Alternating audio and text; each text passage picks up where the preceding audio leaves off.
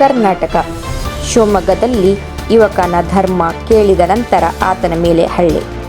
ಹಿಂದೂ ಎಂದು ಹೇಳಿದ್ದಕ್ಕೆ ಥಳಿಸಿ 50,000 ದೋಚಲಾಯಿತು. 2 ದಿನಗಳ ನಂತರ ಭಯದಿಂದ ದೂರು ದಾಖಲು.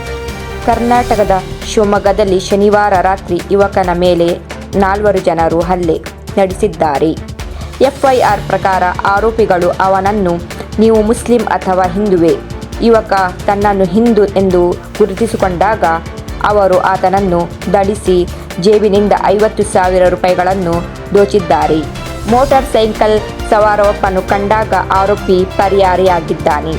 ಪೊಲೀಸರು ಪ್ರಕರಣ ದಾಖಲಿಸಿಕೊಂಡಾಗ ತನಿಖೆ ಆರಂಭಿಸಿದ್ದಾರೆ. ಯುವಕ ತಪ್ಪಿಸಿಕೊಂಡ ನಂತರ ಹಿಡಿದು ಮತ್ತೆ ಥಳಿಸಿದ. ಬಲುಪಶು ಹರೀಶ್ ಶಿವಮೊಗ್ಗ ನಿವಾಸಿ.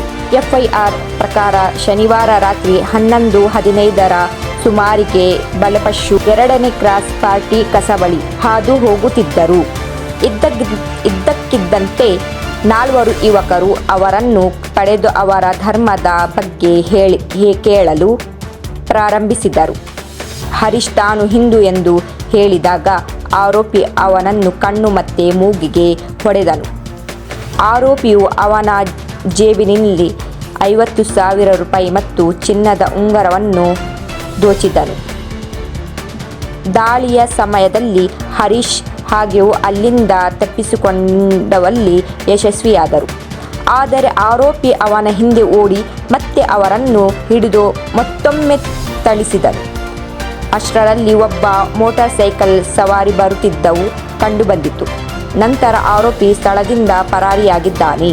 ಘಟನೆಯ ನಂತರ ಹರೀಶ್ 2 ಆಸ್ಪತ್ರೆಗಳಲ್ಲಿ ಚಿಕಿತ್ಸೆ ಪಡೆದರು ಮತ್ತು ಭಯದಿಂದಾಗಿ 2 ದಿನಗಳ ನಂತರ ನವೆಂಬರ್ 17ರಂದು ಪೊಲೀಸರಿಗೆ ದೂರು ನೀಡಿದ್ದರು. ಶಾಸಕ ಪೊಲೀಸರು ಪ್ರಶ್ನಿಸಿದರು.